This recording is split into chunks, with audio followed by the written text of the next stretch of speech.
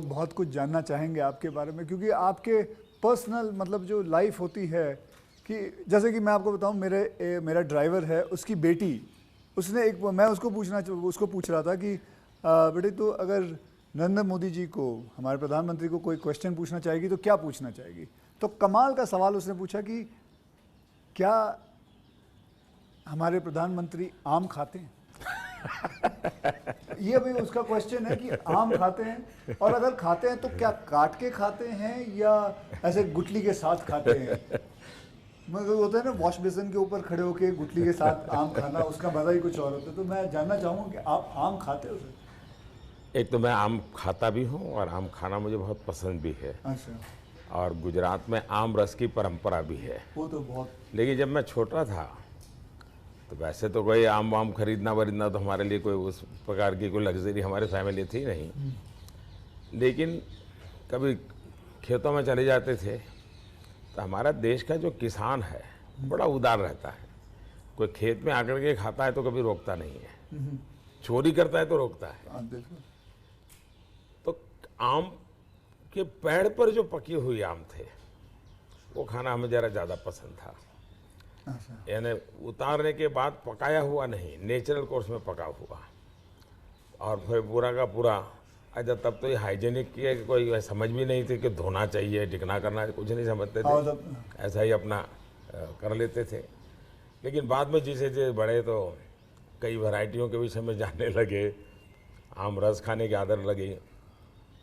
लेकिन इन दोनों मुझे कंट्रोल करना पड़ता है। अच्छा, अभी फिलहाल कंट्रोल? अब फिलहाल में मुझे सोचना पड़ता है कि इतना खाऊं या ना खाऊं। जब आपने प्रधानमंत्री को इंटरव्यू किया, बिल्कुल दिल से आपने सवाल हाँ, पूछे। दिल से ही पूछा।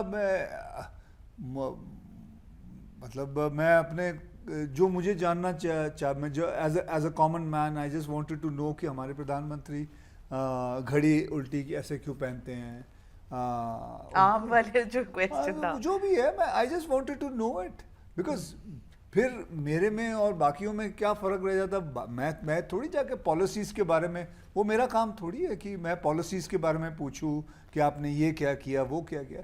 It all looks fake if I would do that. I just wanted to ask him very simple straight questions, very, and that's it. And थोड़ा सा बातें की, एक दो चुटकुले सुनाए मैंने, बस, और क्या, ख़त्म हो गई। were you surprised at all that you were given this opportunity? क्योंकि it's not common कि एक पूरा sit down interview एक film actor जो है प्रधानमंत्री से पूछे। I was taken aback and I didn't know that I would get a chance to do that, and I was honored कि जाके मैं उनके साथ बैठूं और उनके साथ बातचीत कर सकूं। I was a little bit nervous, but then after I started talking to him, he made me not feel nervous at all. And उसके बाद everything was just flowing.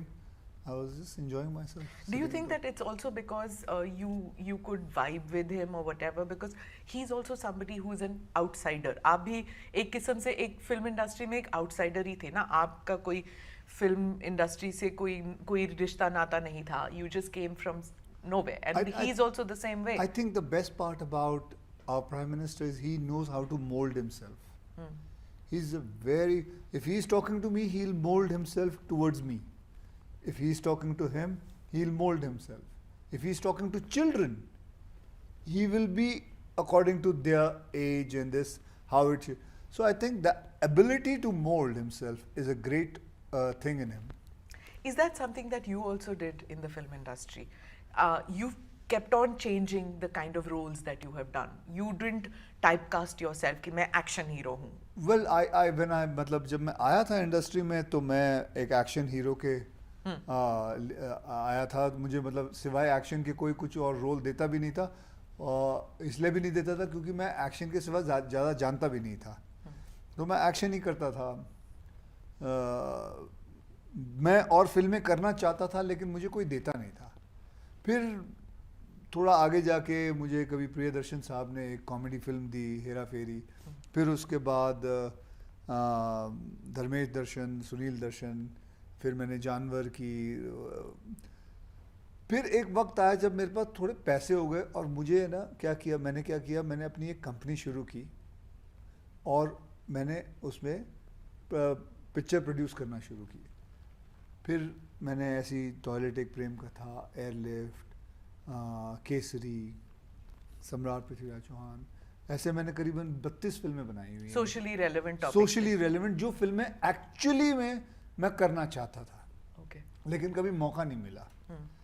तो पर वो करने में 20 साल लग गए आपको इंडस्ट्री में। तो पैसे कमाने में भी तो वक्त लगता है, ऐसे थोड़ी आ जाता है पैसा जाके। मैंने जब काम शुरू किया था अपनी ज़िंदगी में तो मुझे पहली फिल्म के 51,000 मिले थे, पूरी फिल्म के। करीबन 10 साल तक मेरी रेम्युनेशन 8 या 9 लाख से ऊपर नहीं गई थी पर फिल्म के। फिर आगे जाके बढ़ती गई। जब पहली बार 1 करोड़ रुपए की एक फिल्म साइन की थी, ओहो हो, मतलब आत्मा प्रसन्न हो गई थी। क्योंकि the reason I am saying 20 साल लग गए, मैं इसलिए कह रही हूँ, not because it's a criticism, but मैं ये कह रही हूँ दैट ऐसी फिल्में बनाने के लिए कोई पैसे नहीं डालना चाहता। डॉक्टर साहब आप भी जानते हैं, आपकी फिल्म आपने भी कहा है कि फिल्म बनाने के लिए 10 साल 15 साल आप नो प्रोड्यूसर वाज रेडी। ऐसे क्यों होता है? One of the reason is that making historical film ji is very expensive in the terms that for even putting up the sets, that is the additional budget that you put on to your budget. Also number of days of the shoot, also the preparation. For example, in normal shooting आप 9 बजे अपनी shooting शुरू कर सकते हैं. For a period drama or a costume drama or a history, the entire team has to begin at 3 o'clock. तो वो तो 4 बजे उठ जाते हैं। ये अकेले हैं, टीम है, entire team. So there I have worked with the actors. ये 7 बजे कहते हैं तो 7 बजे डॉट रेडी मिलते हैं। कुछ ऐसे भी हैं जो 7 बजे कहते हैं और 2 बजे तक नहीं पहुंचते हैं।